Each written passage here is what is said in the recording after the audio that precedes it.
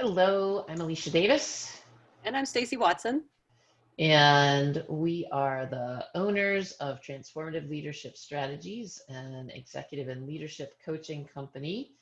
And we have been having some really, um, as always, really meaningful conversations with some executives and some leaders, many of them being women, not just solely women, but many of them being women. And we are noticing a trend that we wanted to talk about today, right, Stace? Yes, it's actually interesting. And it's so interesting since the beginning of this pandemic, I feel like we do see these trends, right? They sort of come Right, in waves. that's right. Yeah. So I'm going to actually start this discussion by asking you a question. All right. I'm Are you ready. ready? Okay. I'm ready. I'm going to guess that you probably take a shower, take a bath, or do something that's like hygiene for your body every day, right? Yes, How definitely. like what do you do?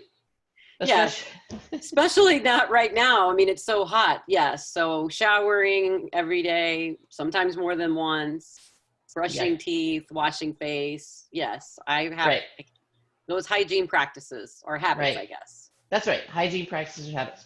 So, what kind of hygiene practices or habits do you have for your mental health? Now that feels like a trick question. It's not. Uh-huh. It is not a trick question. And I say that because like when I teach mindfulness sessions, like I ask that. And like we are so used to taking care of our bodies, right?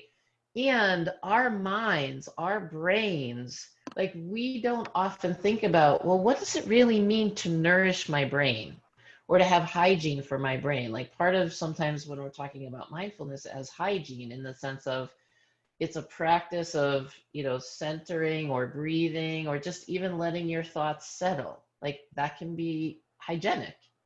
And part of what we're seeing as the trend is really related to this pandemic and leaders and the responsibilities that they have and all of the mental exhaustion that people are having, physical but really mental. Yeah, it's a really interesting point that you raise, Alicia, because when you think about it, when you exhaust like a muscle group, like if you're at the gym working out and you get to that point where you can't lift that weight again, or you can't do whatever one more time, like your body tells you like enough, That's you right. can't do that, That's right? right. That's right. And I think often, and so that's kind of a signal that often is hard to ignore, right? Like if we have Right. our back tweaks or whatever, like we can't really ignore that. And I think when our brain is telling us enough, or when our brain is asking for some kind of additional support, we're not always really in tune with that. And we don't maybe even recognize that that's what is happening. And what may be happening is, we're participating in behaviors or what have you, and it's just coming out sideways, or it's not helpful. And we're not really even cognizant of what's going on. That's right. And I think some of the things that we're hearing more and more of, like as this pandemic goes on, as leaders are needing to make more and more just very complex decisions, that fatigue of the brain, I think it also, like some of the ways that we're seeing it come out is in anxiety, Yes. right? And people feel anxiety and think, well, why am I feeling anxious? Well, the anxiety actually comes from the mental ruminations of Right. worry, usually, right? And we don't often connect that. And you were just reading an article, right, in Psychology Today about what psychiatrists are finding about anxiety, right? Yeah, it was just a brief little article out of Mass General, but they were talking about how um, they were asking the question, why do people not treat or not pay attention to their anxiety?